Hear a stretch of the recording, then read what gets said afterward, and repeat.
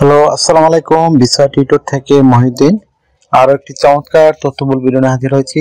আজকে আমরা যে দেশ নিয়ে কথা বলবো সেটি হলো জাপান।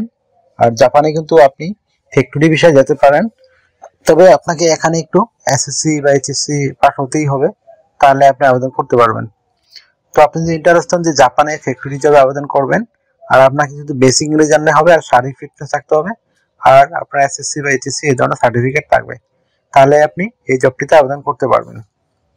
তো আমি টোটাল পুরো প্রসেস ভিডিওতে বলে দেব, আপনারা নিজে নিজে আবেদন করে জাপানের ভিসা পেতে পারেন। আর জাপানের সবচেয়ে সুবিধা কি, আপনি শুধু এম্বাসি ফি লাগবে না, শুধু বিমান ভাড়া লাগবে, আদার কোনো আপনার খরচ হবে না। তো বয়স 18 থেকে যারা 60 বছর শারীরিকভাবে ফিট আছেন তারা আবেদন করতে পারবেন। তো প্রথমে আপনাকে যে কাজটি করতে হবে সেটি হলো আপনাকে একটা জাপানি ফরম্যাট সিভি এবং কভার লেটার রেডি করতে হবে।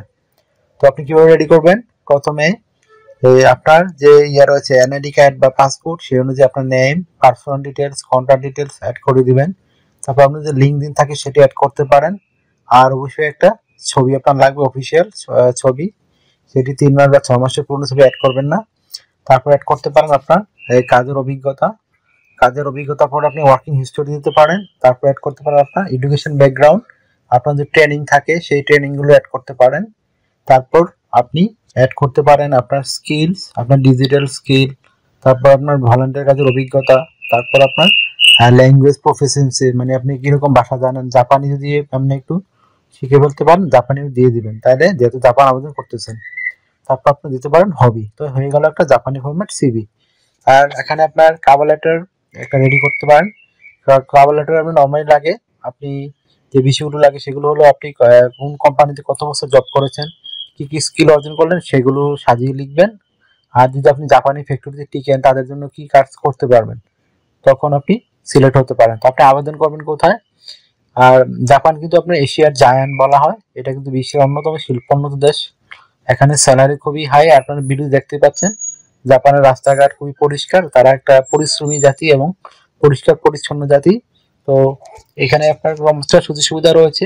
আপনি ইউরোপ আমেরিকা থেকে জাপানি নাগরিকদের কিন্তু কোনো ভিসা লাগে না যেতে, তারা এমনি যেতে পারে। তো তো বুঝেন কত উন্নত তারা। তো এখানে আপনার স্যালারি কিন্তু খুব হাই থাকে জাপানে, আপনার প্রায় 4 লাখ টাকার কাছাকাছি স্যালারি পেতে পারেন আপনি, ওভার টাইম সহ। এই হলো জাপানের ইয়া। তো আপনি আবেদন করবেন কোথায়? আমি ভিডিও ডেসক্রিপশন বক্সে একটা জাপানি এজেন্সির লিংক দিয়ে রাখবো, ওইখানে আপনি আবেদন করে এই ভিসা পেতে পারেন। তো ওইখানে কিন্তু আপনাকে জব পেতে হবে। আর জাপানি এম্বাসি বাংলাদেশে রয়েছে, অথবা পৃথিবীর সব দেশে মোটামুটি জাপানি এম্বাসি রয়েছে। তো জাপানি এম্বাসি বাংলাদেশের জন্য একটা সুবিধা করে, তারা কোনো আবেদন ফি নেয় না, মানে এম্বাসি ফি নেয় না এটা। তো আপনার শুধু প্লেন ভাড়া লাগবে। তো জাপানে আপনার প্লেন ভাড়া মানে 60 থেকে 70 হাজার টাকা প্লেন ভাড়া লাগে। তো আপনি এই টাকা কিন্তু জব পান, জাপান যেতে পারবেন। তো আমি স্যালারি কথা বলে দিলাম, আপনার 4 লাখ টাকা, 3 লাখ থেকে 4 লাখ টাকা স্যালারি পাবেন ওভার টাইম সহ। তো এখানে আপনাদের সুবিধাগুলো পাবেন কোম্পানি থেকে, আপনি কোয়ার্টার, যদি আপনি বড় কোম্পানি কোয়ার্টার পেতে পারেন, না থাকলে আপনার নিজেকেই ভাড়া করে থাকতে হবে জাপানে। আর আপনার যাতায়াত ভাড়া দেয় জাপানিরা, সব কোম্পানি যাতায়াত খরচ দেয় আপনাকে। তো এছাড়া আপনার যে বিষয়গুলো রয়েছে, আপনার জাপানে গেলে কিন্তু মেডিকেল করতে হয়, ইন্স্যুরেন্স করতে হয়, এগুলো আপনাকে করতে হবে। তো এগুলো কোম্পানি আপনাকে করে দিবে, আপনার শুধু বিমান ভাড়া লাগবে, আর কোনো খরচ হবে না। এছাড়া আপনি লাইফ টাইম পেনশন পাবেন, বেতন বোনাস পাবেন, তারপর আপনার রয়েছে, ফেস্টিভ বোনাস রয়েছে, এই ধরনের নানান সুযোগ সুবিধাগুলো রয়েছে। তো আপনাকে কাজ করতে হবে সপ্তাহে 5 দিন, মানডে টু ফ্রাইডে, ওরাও ইউরোপের মতো চলে। তো এখানে আপনার যে সুবিধাগুলো রয়েছে, তো মানডে টু ফ্রাইডে আপনি প্রতিদিন 8 ঘন্টা করে কাজ করবেন, আর সাপ্তাহিক 2 দিন ছুটি, শনিবার এবং রবিবার।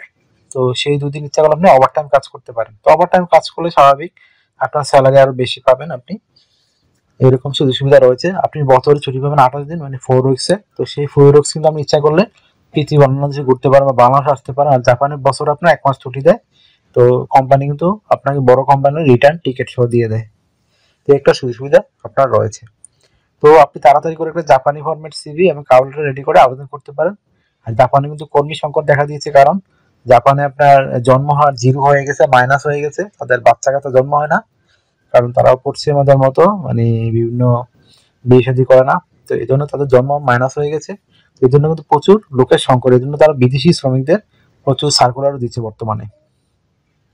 তো আপনার সবচেয়ে ভালো হবে আপনি একটা সিভি রেডি করে জাপানি ভাষা একটু প্র্যাকটিস করেন। আপনি এই জব পেয়ে গেলে কিন্তু নিশ্চিত জাপানের ভিসা পেয়ে যাবেন। জাপানে কিন্তু ওয়ার্কিং ভিসা রিজেক্ট হয় না। তো এই ছিল আজকের ভিডিও। তো আপনার যদি ভালো লেগে থাকে অবশ্যই ভিডিওকে লাইক দিবেন, আর যদি কিছু জানতে চান কমেন্টস করতে পারেন, আর আমার চ্যানেলটিকে অবশ্যই সাবস্ক্রাইব করে রাখবেন। আর একটা এজেন্সি বা কোম্পানিতে কীভাবে সিভি এবং কভার লেটার পাঠাতে হয় সেটি কিন্তু আমি ভিডিও লাস্টে দেখিয়ে দিয়ে থাকি, আপনারা ভালো করে চেক করে দেখে নেবেন। তো জাপানি ল্যাঙ্গুয়েজ কিন্তু আপনার ওয়েবসাইটগুলো জাপানি ভাষা থাকে, তো আপনারা যখন আবেদন করবেন অবশ্যই ইংরেজিতে বা বাংলাতে ট্রান্সলেট করে নেবেন, তাহলে আপনার জন্য সুবিধা হবে। কারণ জাপানি ল্যাঙ্গুয়েজটা আমরা দেখে পড়তে পারি না, কিন্তু ইংরেজি বা বাংলা আমরা পড়তে পারি। আশা করি বুঝতে পেরেছেন। অনেকে হয়তো বিশ্বাস করতে নাও পড়তে পারেন যে জাপানি ভাবে যাওয়া যায় নাকি।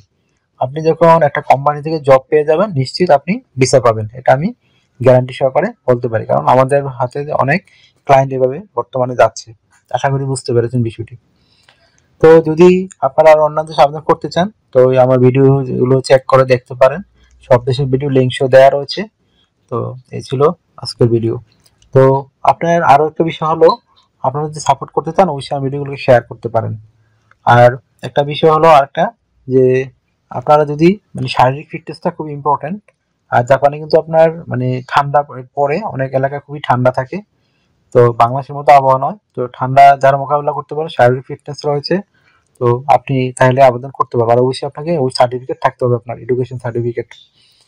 আর যদি আপনার কোনো টেকনিক্যাল কোয়ালিফিকেশন থাকে তাহলে আপনি সবচেয়ে বেশি অগ্রাধিকার পাবেন। তো তাড়াতাড়ি জাপানি সরকার সিভি রেডি করে আপনারা আবেদন করে ফেলুন।